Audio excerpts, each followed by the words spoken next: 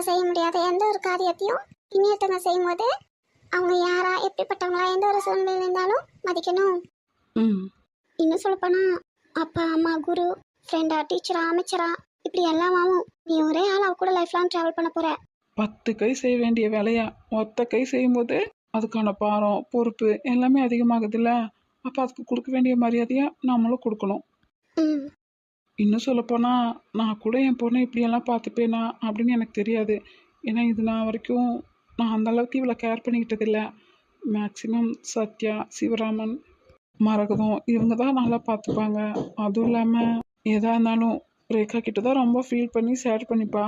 எப்போவாவது ரமேஷ் கிட்ட. அப்படி இருக்கும்போது எனக்கு ரொம்ப சந்தோஷமாக பெருமையாக தான் இருக்குது. இருந்தாலும் கொஞ்சம் லைட்டாக பொறாமையாகவும் இருக்குது. டாடி ஆமாம், அப்பா விட அவர் உங்க கூட ரொம்ப டைம் ஸ்பெண்ட் பண்ணுறாரு.